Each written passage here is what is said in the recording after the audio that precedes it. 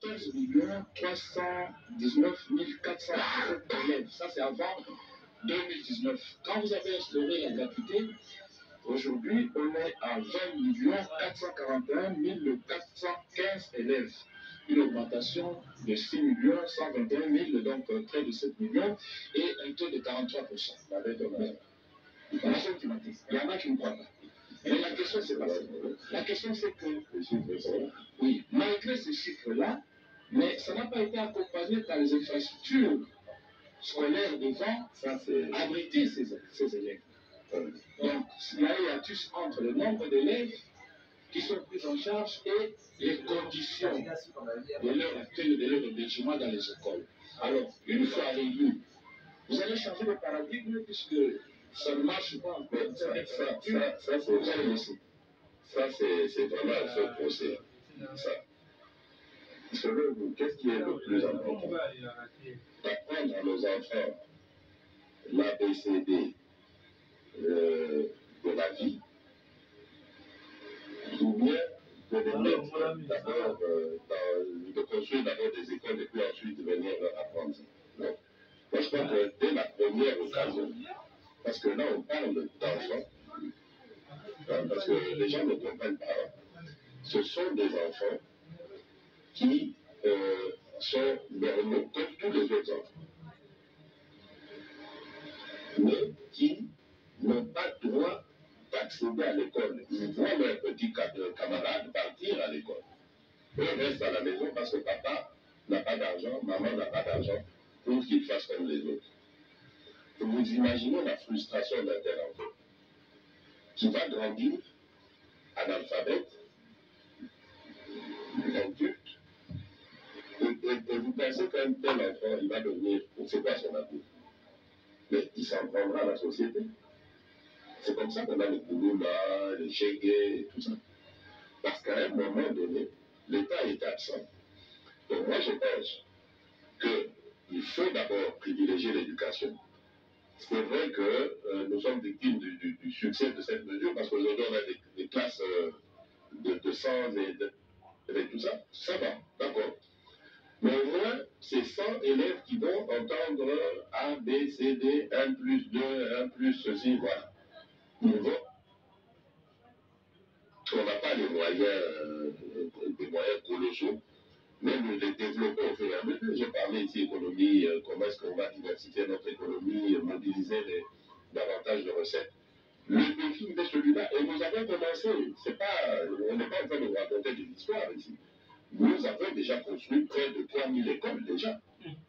Dans le cadre du plan de choses, du TDL 145, on a déjà construit un peu plus d'un millier d'écoles. Dans le cadre de la politique gouvernementale elle-même, le PSP, on a construit aussi un millier d'écoles, et dans la coopération avec des partenaires, on est à 150 et quelques écoles. Donc ça va continuer. Mais ce sont des infrastructures, c'est pas, comment je dirais, c'est pas quelque chose qu'on va sortir de terre du jour au lendemain, rien que par un claquement de doigts. Non. Ce sont des infrastructures, ça se construit, ça prend du temps. Et surtout que notre pays est vaste et parfois il y a des localités qui sont difficiles d'accès, les routes et tout ça. Donc il faut développer tout ça. Les gens, je comprends qu'ils soient impatients. Mais c'est pas Félix Tshisekedi qui a dirigé ce pays depuis 1960. Donc, moi, je ne fais qu'arriver. Qu'il me laisse le temps, c'est tout ce que je leur demande. Je partirai de la tête de ce pays en ayant laissé, en tout cas, à mon successeur, vraiment une situation qui lui permettra de continuer toujours dans le pont. Moi, c'est tout ce que je demande, c'est ça. Mais en tout cas, on est sur le pont parce qu'on est à plus de 3000 écoles construites déjà à ce moment. Couverture santé universelle avec comme première réalisation, si on peut parler en ces termes, la gratuité de la maternité. Et si on doit se rendre compte qu'il y a 516 zones de santé en République démocratique du Congo qui devront bénéficier justement de cette couverture santé universelle ou de la gratuité de la maternité. Et si on doit se rendre compte qu'à Kinshasa, on a besoin de 200 millions de dollars pour réussir la gratuité de la maternité, est-ce qu'on aura le financement, Monsieur le Président, pour arriver à couvrir les 516 zones de santé? Est-ce qu'avec un budget de 16 milliards de dollars américains, on va réussir ce projet. Est-ce que ça ne sera pas du bluff pour le 5 ans? Non. D'abord, je ne crois pas à ce que vous dites sur les 200 millions. Non, c'est beaucoup moins.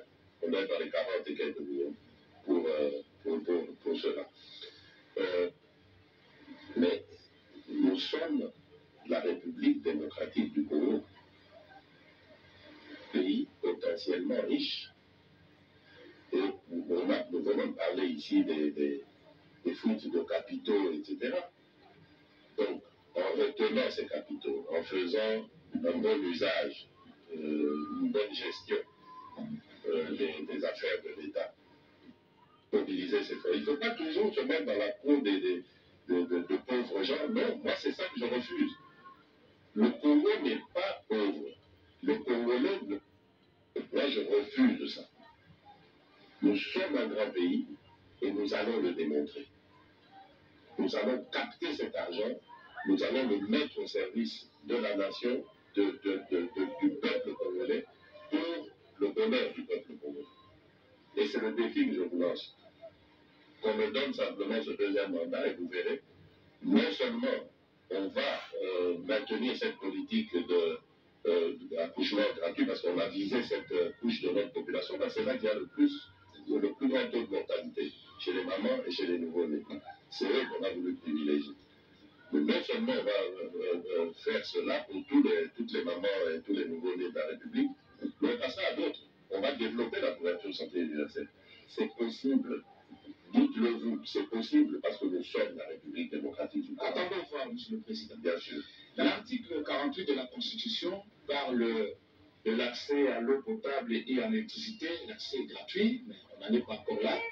Mais en ce qui concerne l'eau, l'accès à l'eau potable, récemment, les DG de la Régie des eaux a avancé des chiffres. Depuis que vous avez pris le pouvoir, ça fait 11 millions de Congolais qui ont eu accès à l'eau potable. Mais malgré ces nombres-là, le taux est toujours inférieur à 40%. En ce qui concerne l'électricité, j'en arrive, Monsieur le Président. En ce qui concerne l'électricité, vous avez avancé les chiffres de 20%. Quand je suis venu, on a Oui, de 20%. moins de 10% de couverture, on est à... Il y a des chiffres confirmés par l'ANSER. Mais aujourd'hui, laissez-moi vous dire qu'il y a une coalition, la coalition des organisations de la société civile qui est le suivi des réformes et de l'action publique, qui dit que les chiffres avancés par l'ANSER ne reflètent pas la réalité sur le terrain. Au regard des chiffres avancés par la Banque mondiale, le taux de 20,8%, et vous avez parlé de 20%, à la COP27 c'était 14%, et cette coalition, elle parle de moins de 10%. Qui dit vrai? Lorsque moi je suis arrivé, je me contente, je n'avais aucun instrument de mesure, je me contente des spécialistes qui sont là, qui gèrent la question, qui m'ont dit, vous savez, le taux de couverture, Monsieur le Président, dans ce pays n'atteint même pas les 10%. Je dis, ah bon, c'est vrai ça, on est en 2019, je crois. Je dis, bon, on va batailler ferme pour le lancement Et d'ailleurs, à ce moment-là, j'ai lancé le programme Winda. C'était à ce moment-là. Au moins, je lance le programme Winda, j'ai pris mes propres ressources de la présidence et j'ai donné l'exemple en mettant là-dedans. Et ensuite, j'ai formalisé la direction de l'ANSER et j'ai développé des partenariats aussi. Donc l'un dans l'autre, on est arrivé à peu près 20% de couverture. Mais pour ceux qui le disent, là, ils ont de quoi prouver ce qu'ils avancent. Donc c'est chacun qui avance ses chiffres. Donc, mon objectif, c'était qu'à l'horizon 2030, on soit à 70% de couverture. Et parce que, évidemment, j'ai demandé aux spécialistes qui m'ont dit, pour moi aussi, ça ne tenait qu'à moi, c'est à 100%. Mais évidemment, j'ai demandé aux spécialistes, ils me disent, au rythme où l'on va, à l'horizon 2030, on sera à 70%. J'ai dit, bon, tant qu'à faire, je prends. On parle de 9%, je vous signale. Donc, tant qu'à faire, on y va, on avance. Aujourd'hui, on a plusieurs possibilités. Nous avons près de 800 sites dans le pays où nous pouvons développer de l'énergie hydroélectrique. 800 sites. Nous avons un pays ensoleillé où le soleil brille du 1er janvier au 31 décembre. Donc, nous pouvons générer de l'énergie solaire grâce à notre environnement, notre agriculture, on va dire, etc., on peut aussi générer de l'énergie d'une certaine manière. Donc, nous avons des tas de pistes sur lesquelles nous pouvons couvrir le pays tout entier et dans une vitesse plus rapide même que ce qui était prévu par certains spécialistes. Et moi, c'est le défi que je me donne. Je pense qu'à l'horizon 2030, enfin 2028, pour ceux qui me concernent, si je suis réélu, je pense qu'on sera très loin. Monsieur le Président, il y a quelques mois, vous êtes parti à Londres, vous avez lancé ce principe-là de Congo Pays Solution. Nous sommes donc là dans la question stratégique climat, dans la transition énergétique et numérique. Aujourd'hui, le Congo semble être au cœur d'un dispositif mondial pour résoudre des problèmes de la planète. Mais nous avons l'impression qu'ici au Congo, nous ne sommes pas encore à la mesure du défi attendu par le monde sur nous. Pourquoi? Alors, c'est la question que je vous pose. Nous avons l'impression que ce n'est pas la mienne. Très bien. Alors, quelle est votre politique dans les 5 ans qui viennent pour que nous puissions répondre aux défis que le monde attend de nous? Le monde attend de nous quoi? Le monde attend de nous que nous puissions conserver nos forêts parce que ces forêts participent au combat contre le réchauffement climatique. Mais le monde attend aussi que nous puissions produire le lithium parce que ce produit va participer à la mise en place des batteries. Ça fait beaucoup d'enjeux. Comment vous comptez combiner tout cela, conserver la nature, conserver les climats, en même temps permettre aux populations de vivre de tout cela? On peut peut-être arriver au point qu'à la fin, tout le monde s'est servi sauf la population. Non, ça n'arrivera pas. D'abord, je dois vous dire que nous sommes un pays, comme vous l'avez dit, qui a des atouts, lesquels atouts d'ailleurs sont, j'allais dire, sont parlants. Donc, à eux tout seuls, ils parlent. On n'a même pas besoin de les vanter. Nous avons aujourd'hui, nous avons 60% du bassin des forêts tropicales du bassin du Congo. Nous avons 60, un peu plus de 60%. Et le bassin du Congo est devenu le premier poumon monde. On dépasse même l'Amazonie, selon certains chercheurs, certains scientifiques. Et donc, ça doit se capitaliser. Malheureusement, nous avons eu des engagements qui ne sont pas respectés de la part de la communauté internationale, qui devaient aider justement des pays comme les nôtres, qui ont des atouts aussi considérables, à pouvoir préserver ces forêts. Parce que c'est un patrimoine mondial maintenant. C'est grâce à ces forêts qu'on n'a pas de scandale climatique. Il y en a déjà aujourd'hui des catastrophes, mais grâce à nos forêts, on maîtrise encore certaines choses. Or, il y a des populations qui vivent de la déforestation. Parce qu'elles se chauffent avec le bois, elles cuisinent avec le bois, elles construisent des habitations avec le bois, etc. Donc elles déboisent. Je ne parle pas des activistes, de l'activisme armé, de ces forces terroristes, du M23, tout ça, dans le parc de Virunga, etc., qui vivent aussi en déboisant et en détruisant la biodiversité, qui contribuent aux choses à rassurer le monde pour lutter contre le réchauffement climatique. Mais la communauté internationale avait pris des engagements, elle doit les respecter. Pour que nous puissions, à notre tour, offrir à ces populations d'autres moyens que celle d'utiliser les forêts, et même que nous puissions renforcer ces forêts en reboisant. Donc voilà. Et malheureusement, ce n'est pas le cas. Et je me suis toujours posé cette question, celle de savoir, mais où va le monde? Les scientifiques, tout le monde est unanime aujourd'hui pour dire que le monde court un danger, cette histoire de réchauffement climatique, et elle a commencé à montrer ses effets, est très dangereuse pour le monde. Mais le même monde qui a envie de mobiliser les moyens ne le fait pas. Est-ce que le problème est de notre côté? Peut-être, parce que vous savez, et vous avez raison lorsque vous avez parlé tout à l'heure de est-ce que ça va vraiment arriver à la population et tout ça. Moi, je crois que c'est ça, malheureusement. C'est ça qu'on nous colle, surtout nous Africains, comme image. Ce sont des voleurs, des détourneurs, des magouilleurs. Et cet argent dans le Rwanda ne fera pas cela. Moi, c'est triste à dire, mais je crois que c'est à nous maintenant de travailler, de faire des structures qui soient suffisamment parlantes, suffisamment convaincantes pour amener ces gens à respecter leurs engagements. C'est pour ça que depuis quelques mois, j'ai désigné une spécialiste climat, une envoyée spéciale climat, qui est dédiée uniquement à cette tâche, celle de faire des structures qui soient suffisamment convaincantes pour amener la mobilisation de ces ressources. Et nous avons aussi, ça c'est le cas de le dire, une excellente ministre de l'Environnement, Mme Zaïba, qui se bat très bien sur tous les points. Vous avez vu comment elle nous a représenté à la dernière COP28, qui se passe sur tous les fronts pour mobiliser ces ressources. Et je suis convaincu que ça finira par payer. Ils finiront par nous prendre au sérieux, nous respecter et respecter finalement notre engagement. Nous allons vers la fin de cet entretien progressivement.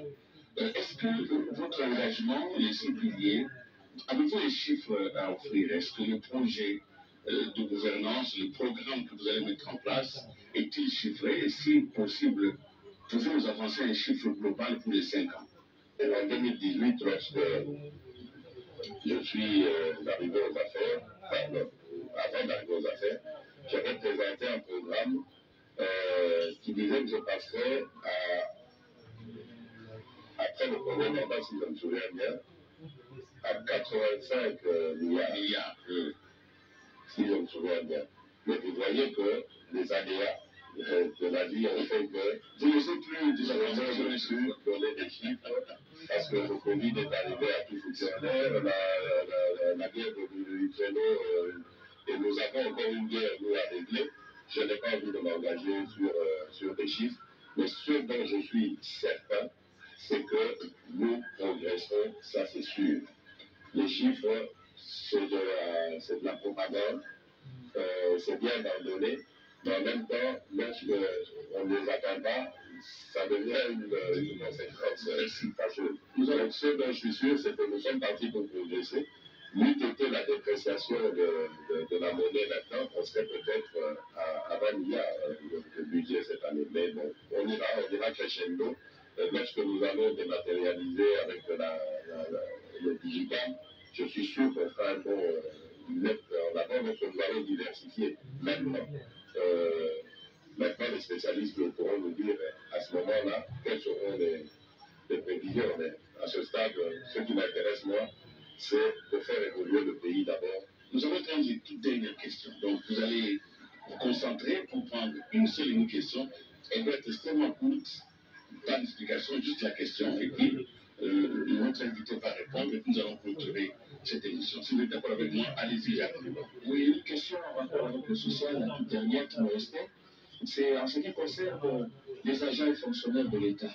Depuis que vous êtes aux affaires, on a avancé les chiffres de 300 000 qui sont mécanisés, reconnus, payés. Oui, 10 000 sont à retraiter. Mais malheureusement, M. le Président, dans les 5 ans, avec une retraite garantie. Oui, une retraite avec honneur, tout ça, avec paiement. Ça, c'est bon. Mais dans les 5 ans, qu'est-ce que vous comptez donner à ce fonctionnaire, puisque en termes de salaire, au terme pléné, au sens pléné du terme, il n'a pas un salaire, les agents fonctionnaires de l'État, c'est-à-dire calculé en termes d'allocation familiale, logement, soins de santé, ça n'existe pas. Alors, dans les 5 ans, ils vous écoutent, qu'est-ce que vous pouvez leur promettre? Vous savez, très bien, c'est vraiment une très, très bonne question, M. Moulouba. Vous posez là vraiment une question fondamentale, qui n'appartient pas qu'au seul président de la République. Ce sont les fonctionnaires d'État qui accompagnent l'État à produire, à générer des ressources. Donc, c'est notre affaire à tous de se mettre au travail, générer ces ressources pour ensuite les répartir ou les redistribuer de manière à ce que tout le monde se retrouve. Et dans ce pays, on a été en panne de ce processus depuis des longues décennies. Donc nous devons refaire tout ce système. Mais on le refait avec des ressources, on le refait avec des moyens. Je ne peux pas commencer ici à donner des promesses creuses en disant oui, ben, vous allez voir, réalisez-moi, ce sera fait dans la... Non.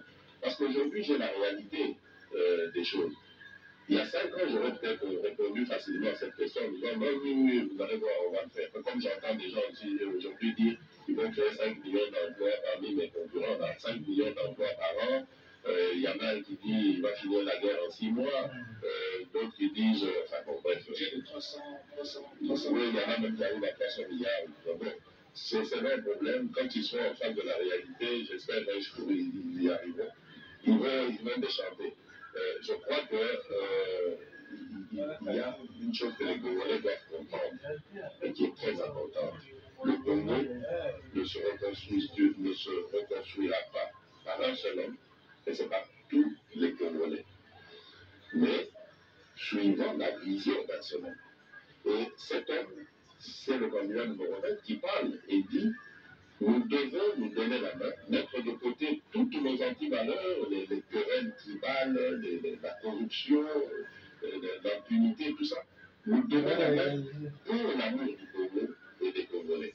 Et c'est comme ça que nous allons réussir à reconstruire notre Congo, à générer des ressources et à le faire avancer. Parce que si tout Congolais réfléchit en termes de bon, là, il faut m'aller parce que je suis arrivé à cet endroit-là, mais on n'y arrivera jamais. Les fonctionnaires ne seront jamais contents parce que on parle de corruption aussi à ce niveau-là. Hein. Vous savez, on dit il y a la grande corruption et la petite corruption. La petite corruption, c'est celle qui est la plus nuisible et c'est celle qui se passe au niveau de l'administration. S'ils ne nous aident pas à juguler cela et à nous mettre au service du Congo et des Congolais, nous n'y arrivons pas. Et ce n'est pas la bonne volonté, la détermination du président Félix Tshisekedi qui résoudra le problème. Donc, on doit, les fonctionnaires, ce sont les juges, les magistrats, les fonctionnaires, ce sont les enseignants, les fonctionnaires, ce sont les médecins, les fonctionnaires, voilà, c'est tout ça, la fonction publique, c'est tout ce monde-là qui contribue à mobiliser les ressources pour que le pays aille de l'avant. Si on ne se met pas dans le bon sens des choses, on y arrivera. Oui, Monsieur le Président, vous êtes entré d'achever votre premier mandat. Pensez-vous que vous lâcherez en position délicate sur le plan de la justice parce que le fonctionnement de la justice aujourd'hui est en contradiction avec l'état des droits qui vous donnez? Non, je ne suis pas d'accord avec vous, madame. La justice n'est pas... Si vous m'aviez posé cette question il y a peut-être un an, je vous aurais dit oui.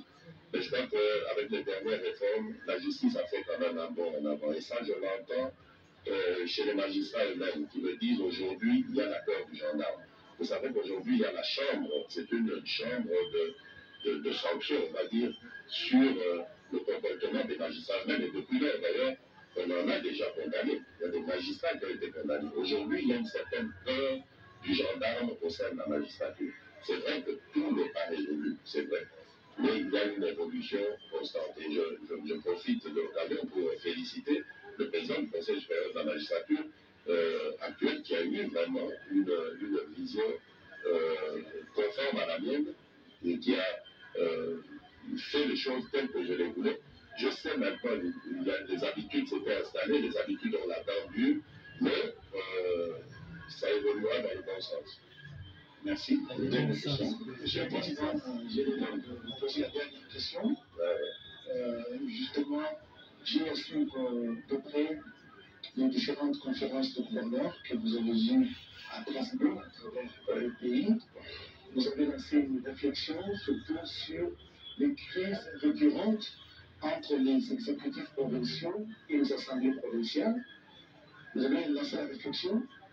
Est-ce que vous pensez, si le Congrès vous accordait un second mandat, de changer certaines dispositions de la Constitution?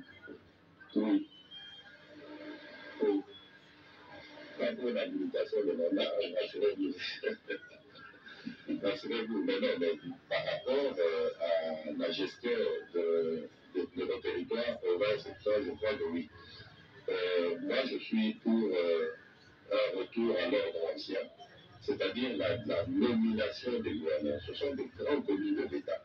Aujourd'hui, on dit que le gouverneur est le représentant du président de la République dans la province qu'il dirige.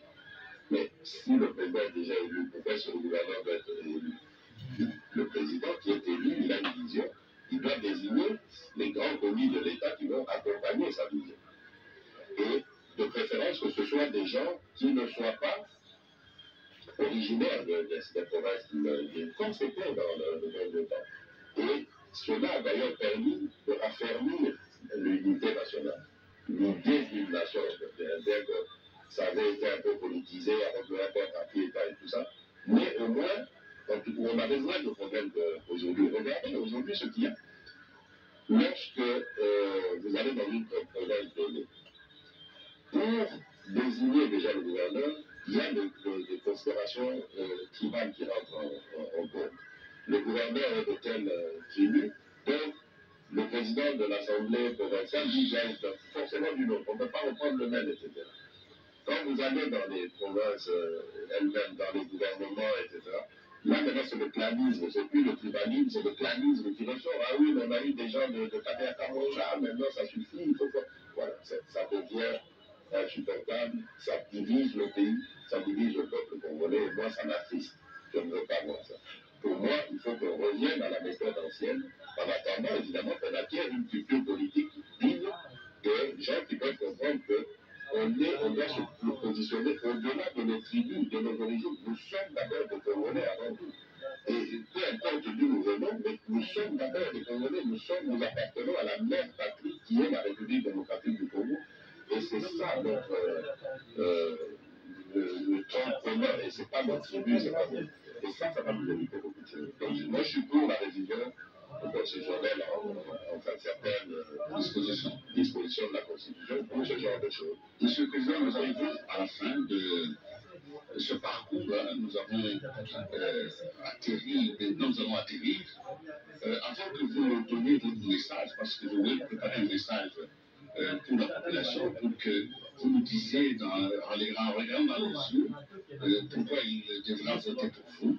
Et avant cela, laissez-moi vous poser une question qui m'a été suggérée par un des plus grands dramaturges de notre pays, M. Katendekat, qui m'a dit, M. Kalinga, et ça fait une année qu'il m'en parle, M. Kalinga, quand vous aurez l'occasion, moi je n'en aurai pas, de voir un des candidats présidents de la République, demandez-lui, dites-lui, que quand il aura le pouvoir, qu'il élève le ministère de la Culture en vice-primature. Parce que le mal congolais réside dans le fait que notre culture n'est pas suffisamment connue. Nous avons toutes les solutions à toutes les crises dans la promotion. Il l'a dit et ça fait de temps j'ai l'occasion de vous transmettre sa suggestion. Je vous la transmets. Merci. Mais ne faites pas comme la transmettre. J'espère qu'un jour vous me donnerez l'occasion de rencontrer cet éminent Katendekat, oui, le plus grand dramaturge. C'était le grand dramaturge. Pour que je discute de ça avec lui de vive voix. Je ne crois pas que c'est parce qu'on devient vice-premier ministre, on a plus de pouvoir que d'autres. Je gère le gouvernement. Je vois ce débat. Tout le monde est logé à la même enseigne. C'est pas parce qu'on est vice-premier ministre qu'on a plus de pouvoir. C'est pour élever cela, beaucoup de moyens pour la culture. Oui, donc, pour moi, je suis totalement d'accord avec lui. Nous devons nous baser sur notre culture et mettre davantage notre culture en avant. Mais il ne faut pas forcément avoir une liste nature. Le ministère de la Culture peut rester là où il est. Il faudrait simplement lui donner peut-être plus de budget, mais également penser à ce qu'il oriente sa politique à travers les écoles. Il faut enseigner cette culture à nos enfants. Peut-être depuis la maternelle, et petit à petit monter crescendo. Parce que c'est comme ça qu'ils veulent acquérir. Il n'y a pas d'autre secret, il n'y a rien d'autre, il n'y a que ça. C'est par l'école, par l'enseignement, l'éducation qu'ils peuvent ingurgiter ça. Et donc, pour moi, je suis totalement d'accord avec lui. J'aimerais approfondir cette discussion si il est disponible. Et comme ça va résoudre son problème. Donc, quand il dit il est sûr qu'il ne rencontrera jamais. Alors voilà, je lui dis que c'est possible. Merci. Vous allez évidemment vous adresser directement en quelques secondes à la population qui nous a suivis ce soir. Si elle a tout oublié, qu'est-ce qu'elle ne doit pas oublier dans ce qui vous concerne? Voilà, en face là. Je vous en prie. Bien, c'est simplement pour dire le 20 décembre, nous avons deux choix. Celui de consolider les acquis, et je crois que j'ai été suffisamment convaincant pour démontrer qu'il y a des acquis, et des acquis qui ne demandent qu'à être consolidés. Ou bien on a le second choix, celui d'aller vers l'inconnu, le redémarrage à zéro, avec toutes les conséquences que cela comporte. Et donc, moi, je fais confiance au peuple congolais, parce que c'est un peuple qui est mature, qui est un des peuples les plus mûrs politiquement d'Afrique, à cause ou grâce aux épreuves par lesquelles il est passé. Et je sais, je crois qu'ils vont faire le bon choix le 20 décembre en votant le candidat numéro 20. Merci, que Dieu bénisse la République démocratique du Congo. Merci, je vous remercie d'avoir été avec nous aujourd'hui et surtout d'avoir répondu à cette œuvre de redevabilité. Nous pouvons vous souhaiter que bonne chance pour la suite de votre campagne en espérant que Dieu va vous protéger le Congo. En tout cas, bonne chance. Merci beaucoup. Merci, M. Kalewai. Merci. Oscar.